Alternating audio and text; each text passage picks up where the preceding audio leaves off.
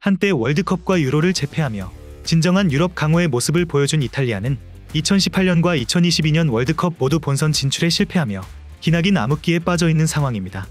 2006 월드컵 우승 이후 월드컵에서 끝없는 부진을 거듭하고 있는데 어쩌다 이탈리아는 암흑기에 빠지게 되었는지 오늘은 그 이유에 대해 자세히 알아보겠습니다.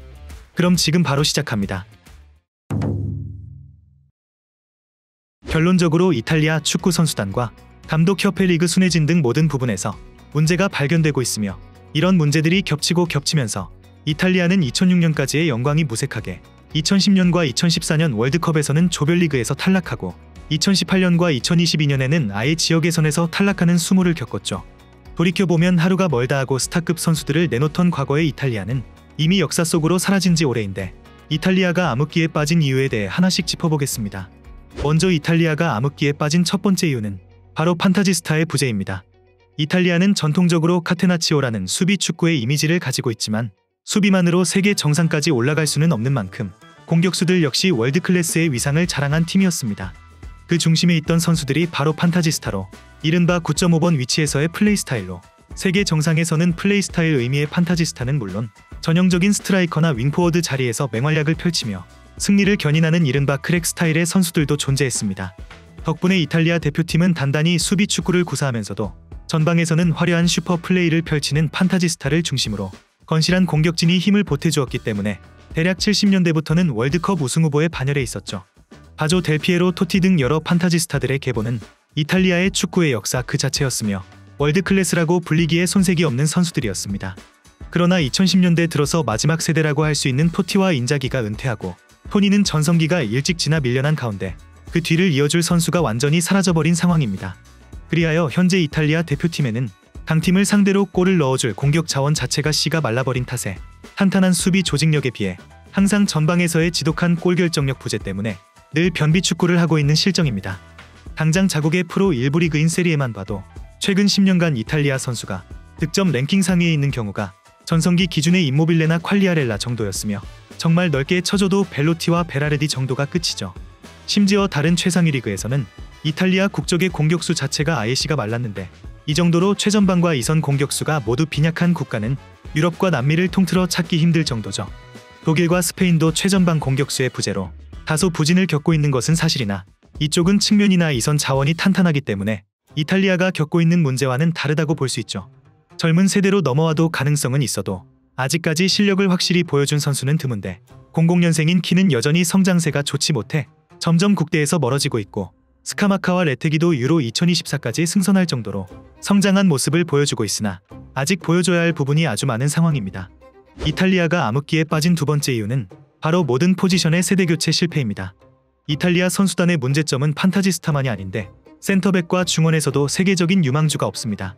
특히나 현대 축구에서 센터백이 지닌 위상을 생각하면 매우 심각한 문제가 아닐 수 없는데 이탈리아 축구의 상징과도 같은 카테나치오를 팀의 기본 전술로 삼는 팀에게 그 카테나치오의 중심이 되는 센터백 인재의 부족은 전술 자체의 기반을 부정하는 중대한 상황입니다. 유로 2012 준우승을 기록했을 때만 하더라도 이제는 암흑기가 끝나는가 싶었는데 실제로 이 당시에는 키엘리니, 데로시, 모타, 마르키시오 등과 같은 젊은 좋은 자원들이 많았고 공격진에도 늦게 전성기를 맞이한 디나탈레와 초신성 발로텔리까지 밸런스가 괜찮은 편이었습니다. 하지만 과거 선배들만큼 성장한 선수는 없었고 이는 결국 뒤이은 월드컵에서 조별리그 탈락으로 이어지더니 그 뒤에는 모두가 잘 아는 두 번 연속 월드컵 최종 예선 탈락이라는 초유의 대참사를 겪게 된 것이었죠. 이탈리아의 세대교체가 어찌나 느렸냐면 84년생의 키엘리니와 87년생의 보누치가 유로 2020 우승 당시 국대의 주전 센터백 듀오였으며 냉정하게 키엘리니 정도를 제외하면 통곡의 벽이라 불리던 과거 선배 수비수들의 실력에는 근접조차 못했다고 평가받을 정도죠. 중원 역시 마르키시오가 짧은 전성기를 보낸 것에 비하면 가투소와 피를로가 있었던 시절과는 비교 자체가 실례일 정도로 클래스 차이가 컸다고 볼 수 있겠습니다. 그나마 골키퍼와 크랙으로 불리는 공격수는 돈나룸마와 키에사로 완벽한 세대교체가 이루어졌지만 문제는 현재 이탈리아를 대표할 수 있는 선수들은 정말로 돈나룸마와 키에사 둘뿐인 게 문제입니다. 물론 바스토니와 바렐라 등 젊은 자원들 역시 뛰어난 실력을 자랑하고 있지만 월드컵을 두 번이나 놓쳐버린 탓에 국제대회 경험이 부족해졌고 또한 다음 월드컵이 될 때쯤이면 나이가 점점 차버리게 되죠. 현재 이탈리아 차세대 유망주들이 등장하고는 있지만 뭔가 될 것 같다고 보이는 선수가 많지 않다는 것이 문제인데 라스파돌이나 칼라피오리 등이 그나마 좀 봐줄만 하다라고 보여지는 선수들이었지만 이 두 선수들조차 이번 시즌 별다른 활약을 보여주지 못하고 있기에 이탈리아 축구계에 있어서는 굉장히 심각한 문제가 아닐 수 없는 상황입니다. 다른 월드컵 우승국들 역시 다음 대회에서는 철저하게 몰락한 경우가 몇몇 있었으나 이탈리아를 제외하면 대략 10년 정도면 다음 세대를 완벽하게 발굴했다는 점에서 이탈리아와 대비되고 있는데 그들은 아직도 월드컵 토너먼트 마지막 승리가 2006년에 남아있는 것이 현실입니다. 이탈리아가 암흑기에 빠진 세 번째 이유는 바로 이탈리아 축구 자체의 문제입니다. 이탈리아 축구계를 뒤흔든 최악의 승부조작 스캔들인 칼초폴리 사건으로 1990년대 전성기를 누리던 세리에의 명예를 크게 추락시키고 2008년 남유럽 경제위기까지 겹치면서 자금난 등 상황은 더욱 악화된 적이 있었습니다. 상황이 이러면서 세리에 구단의 전반적인 위상은 침체되었고 자연스럽게 세리에 소속 선수들과 신진 선수들의 수준은 하락할 수밖에 없었죠. 이러니 이탈리아 축구 유망주 육성도 제대로 이루어지지 않았다 보니 축구선수로 활약하기 어렵고 은퇴 시기가 넘은 연령인 40대에 가까운 나이의 노장들이 계속 선수로 뛰는 상황이 잦아지고 실력이 예전만 못하니 자연스럽게 소속 클럽들의 위상도 전반적으로 하락세를 걸었으며 자연스럽게 리그 수준이 떨어지고 리그에서 뛰는 선수들의 경쟁력은 하락했으며 자연스럽게 자국 선수들의 수준 역시 예전에 미치지 못했고 연건들 역시 기대치만큼 성장하지 못하면서 이탈리아 축구계의 미래를 더더욱 어둡게 만들었죠. 또 다른 문제는 이탈리아 축구 연맹의 무능과 부패입니다. 당장 클럽 지도자 경력조차 변변치 못한 벤투라를 국대감독으로 선임했다는 데에서 이탈리아 축구 연맹의 무능과 부패를 알 수 있었습니다.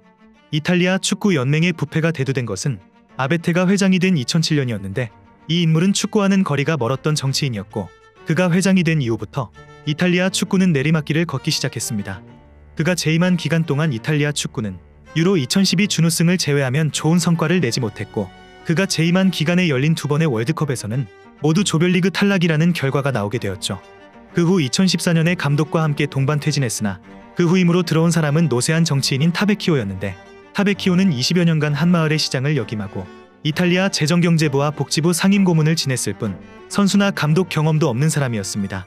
그렇게 타베키오가 재임한 기간 동안에도 이탈리아 축구는 계속해서 내리막길을 걷게 되었고 이런 부패하고 무능한 인물이 회장이 되었으니 당연히 이탈리아 축구 연맹의 행정력은 바닥을 치게 되었고 벤투라라는 역대 최악의 졸장 선임과 러시아 월드컵 예선 탈락은 그 연장선상이 되었죠.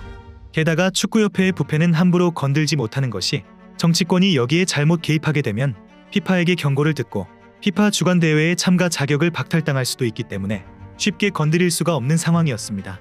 이렇게 지금까지 이탈리아가 암흑기에 빠진 이유에 대해 알아보았는데 다행히도 최근 24-25 네이션스리그에서의 이탈리아는 공격력이 살아나 한 경기에 3골 4골씩 박아넣으며 점차 득점력이 살아나고 있는 것처럼 보이는데 이 모습을 내년 2026 월드컵에서도 유지할 수 있느냐가 관건일 것 같습니다. 여러분들은 현재 이탈리아 대표팀에 대해 어떻게 생각하시나요? 댓글로 많은 의견 남겨주시면 감사하겠습니다. 그럼 이번 영상은 여기서 마치며 지금까지 에띵이었습니다.